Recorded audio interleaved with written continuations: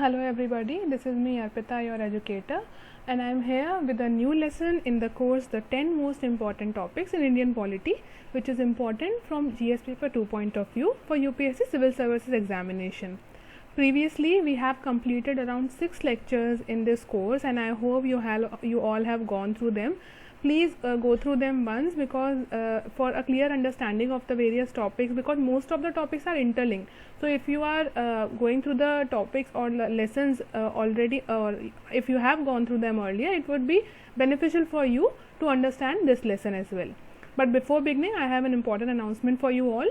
You can subscribe to our YouTube channel Arpita Sharma Classes if you want to have the daily Hindu news analysis and analysis of important international organizations, your daily MCQs for prelims preparation, strategy classes, polity classes, economics classes and whatnot. You can press the bell icon and never miss an update. Also, Arpita Sharma ma'am is taking Live Plus courses on Unacademy Plus platform. You can use the code SHARMA20 to get 10% discount and reap the benefits. Let's begin. Now, this topic or this lesson will deal with the Karnataka political crisis. If you have gone through the newspapers, or if you are well aware of the current affairs or the current news that is going around, the Karnataka political crisis was very much talked about during 2019 and 20, and it is still a hot topic. अगर आपने current affairs newspaper अच्छे से पढ़ा हो तो आपको अच्छे से पता होगा कि कर्नाटका में पॉलिटिकल क्राइसिस हुआ था. मैं आपको एक इंट्रोडक्शन दे देती हूँ, उसके बाद हम इसको डिटेल में पढ़ेंगे. What happened in Karnataka was that 3 parties were involved, Congress, BJP and JDS. Okay, so Karnataka की अगर बात करें, यहाँ पे तीन पार्टीज जो थी, they were involved, which is BJP, Congress and JDS is Janata Dal secular. Okay, ये 3 पार्टीज इन्वॉल्व थी, और इनके इन्वॉल्वमेंट से हुआ क्या कि वहाँ पर जो रूलिंग पार्टी थी, जिसके जो हेड या जो अगर आप चीफ मिनिस्टर की बात करें, कुमारस्वामी जो थे, फाइनली हुआ क्या कि मोर देन 10 MLAs जो थे, 10 से ज़्यादा जो MLAs थे, उन्होंने अपना रेजिग्नेशन दे दिया स्पीकर को.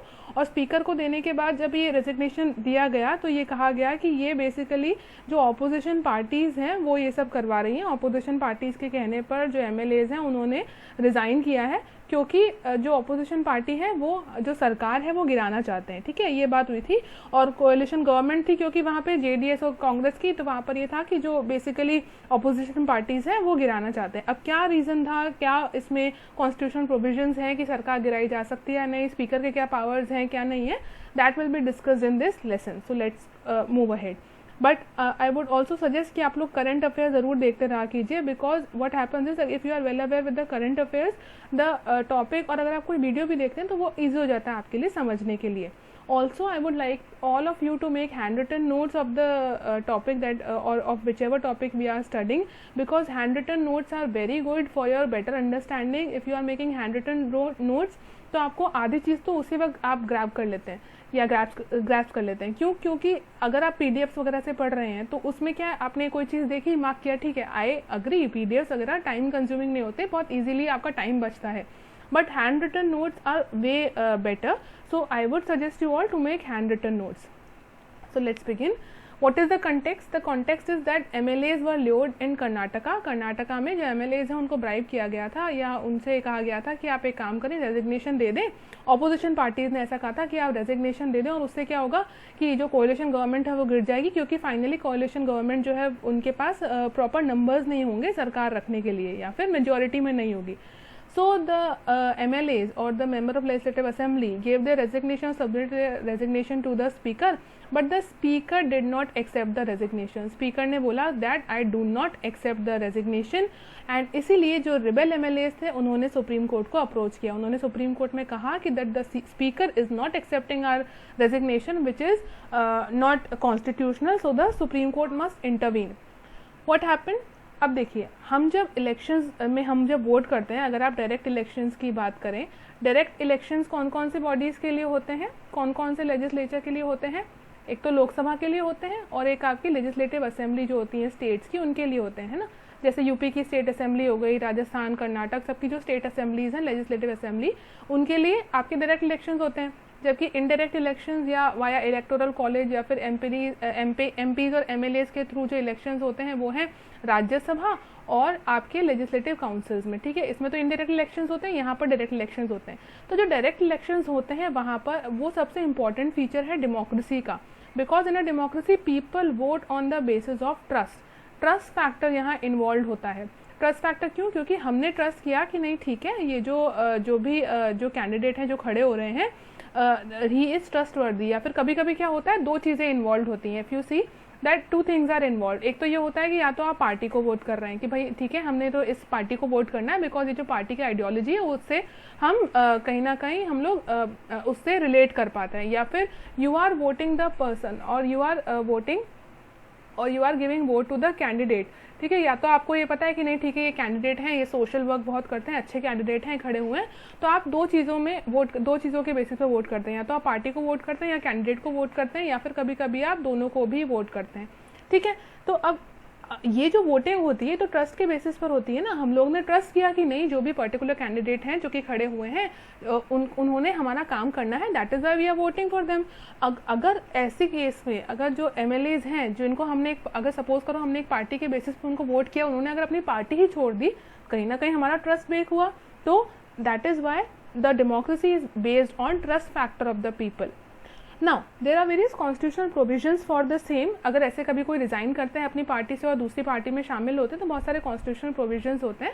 फॉर एग्जाम्पल आर्टिकल 101 स्टेट्स और provides for the vacation of seats of Lok Sabha and Rajya Sabha. तो यहाँ पर बात हो रही है इंडियन पार्लियामेंट की, ठीक है, क्योंकि ये लोकसभा और राज्यसभा की बात कर रहे हैं तो इसका मतलब हम पार्लियामेंट की बात कर रहे हैं। आर्टिकल 101 डील करता है पार्लियामेंट के साथ। Article 190 deals with the vacation of seats in the legislative assembly and legislative council. मतलब हम यहाँ पर स्टेट लेजिस्लेचर की बात कर रहे हैं। अभी हम जब आर्टिकल 101 की बात कर रहे थे then we were talking about parliament, where as article 190 deals with the state legislature. Also, Article 190, Clause 3, Subclause B. What does this state? It states that if a member of either house resigns from his seat by writing address to the speaker or chairman, कि अगर कोई member हैं, article 190 clause 3 sub clause B क्या कहता है कि अगर किसी भी लेजिस्लेटिव असेंबली या फिर लेजिस्लेटिव काउंसिल के कोई मेंबर हैं, अगर वो इन रिटन या फिर इन राइटिंग वो अपना जो रेजिग्नेशन है वो स्पीकर को एड्रेस करते हैं तो उनके साथ क्या होगा, ये article 190 clause 3 sub clause B में लिखा है।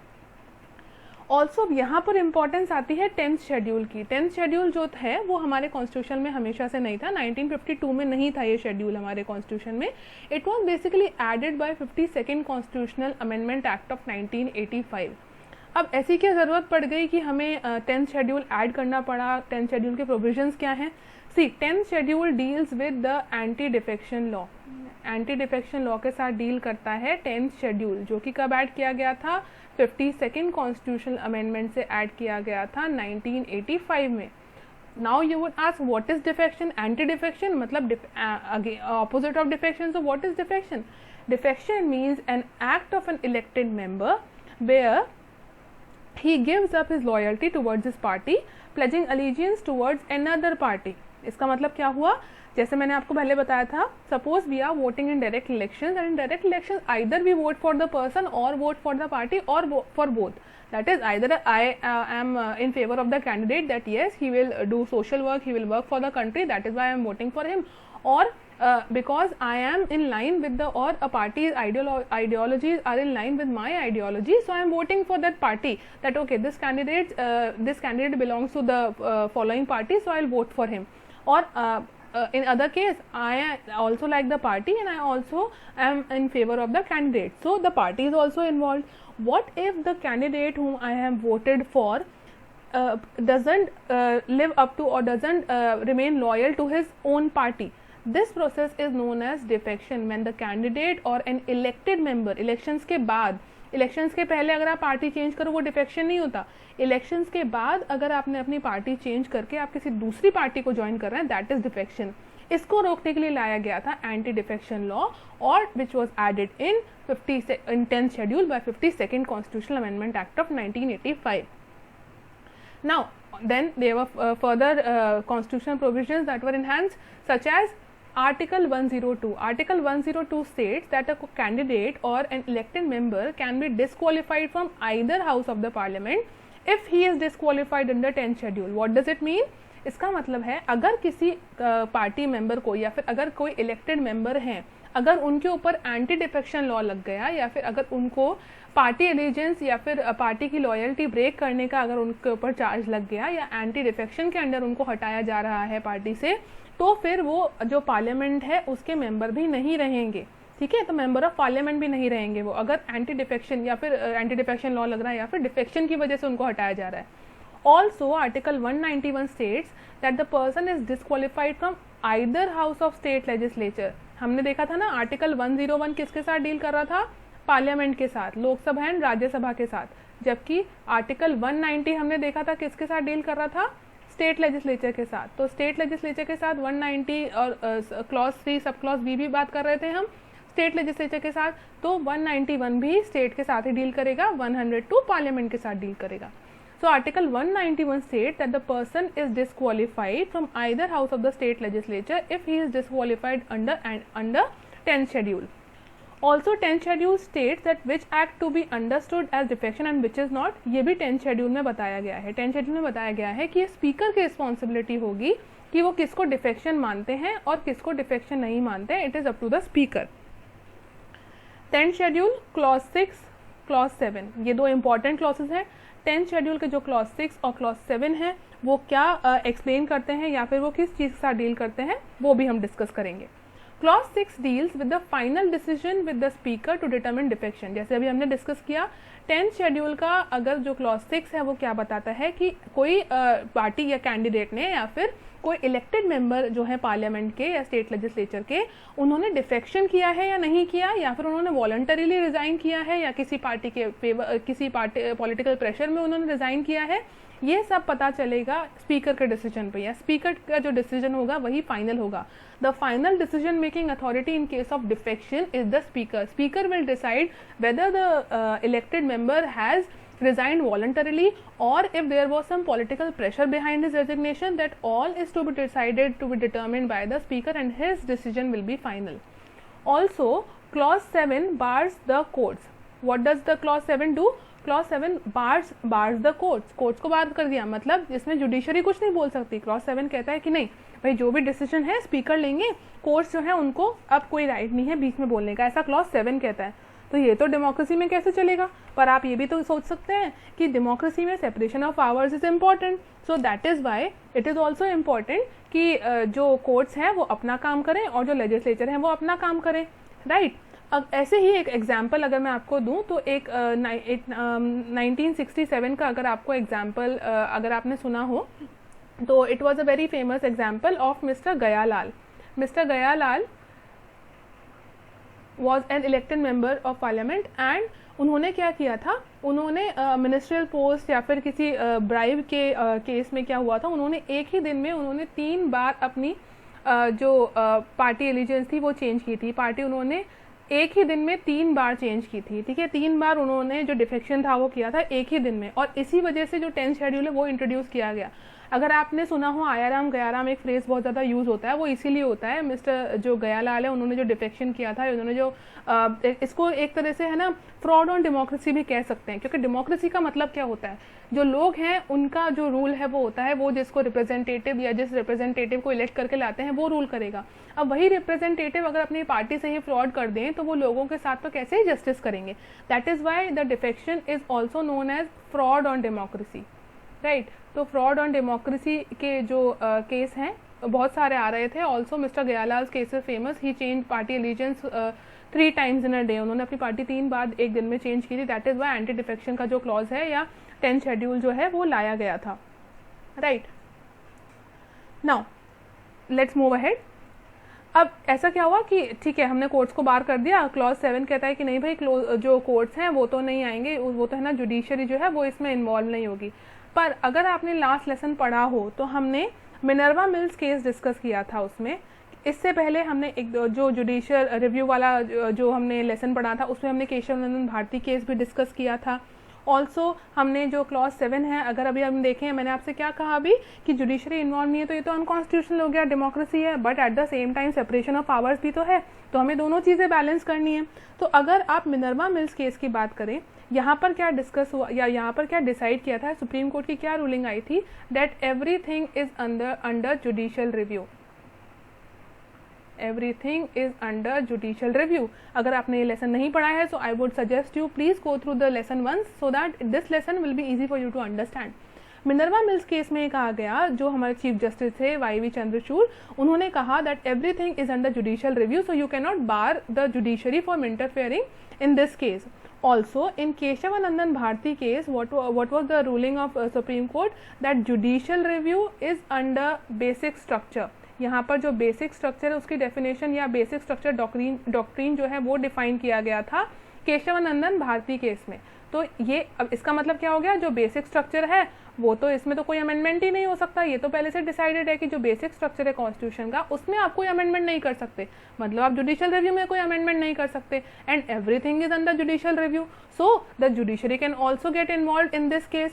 बट वन थिंग इज, यहाँ पर क्या चेंज है, 7 जो कॉन्स्टिट्यूशनल जो क्लॉज 7 है उसको हम अनकॉन्स्टिट्यूशनल क्यों नहीं कह रहे, इन्होंने तो कह दिया कि नहीं जुडिशरी को बार कर देना है, पर यहाँ पर हम इसको अनकॉन्स्टिट्यूशनल इसलिए नहीं कह रहे हैं क्योंकि यहाँ पर ये कहा गया है कि जो judiciary can interfere but only after the speaker has decided, the judiciary can interfere only after speaker's decision, मतलब जब स्पीकर डिसाइड कर लें कि whether it is defection or not, only then can the judiciary decide और can judiciary can interfere, उससे पहले जो judiciary है वो इंटरफेयर नहीं कर सकती, राइट।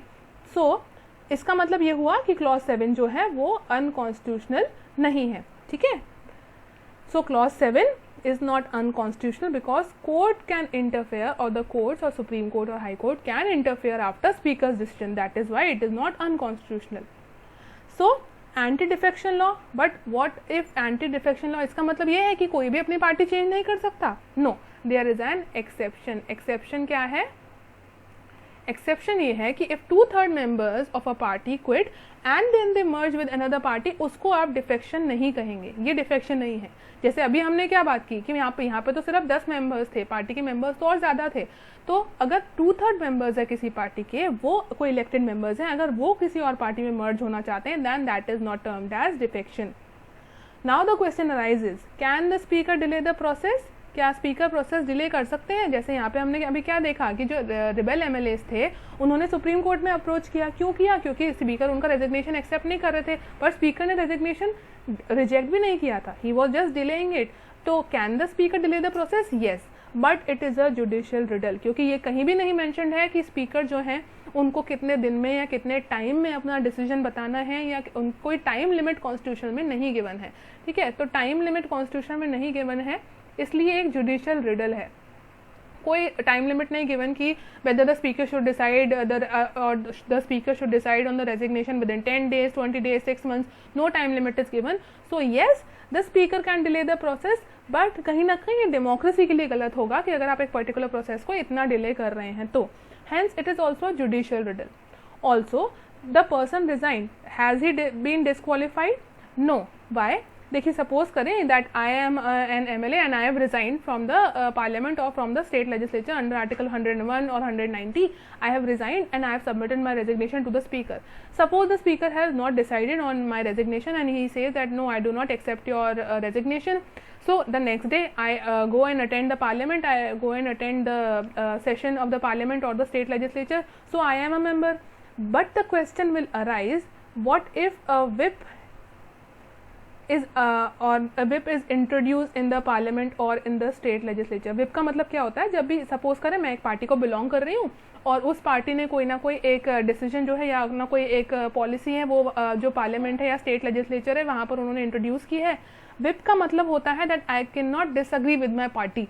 अगर मेरे पार्टी ने कुछ पॉलिसी डिसाइड की है then I should agree with the party, be it differ or it can differ from my personal opinion, but I have to be loyal to my party. But if I have resigned, will I be able to agree to my party as well? That is a question. But if I have resigned, that doesn't mean that I am disqualified from the state legislature, but I can be in a dilemma in case of resignation whether I should agree with my party or not, because if I agree, then why did I resign? If I do not agree, then that is defection. So I am not disqualified, but I myself is in a state of dilemma in case I resign and the resignation has not been accepted by the speaker.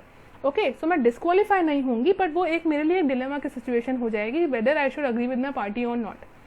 So I hope you have understood the chapter well. In case of any doubt, you can post your comments in the comment section. I'll try to solve them as soon as possible.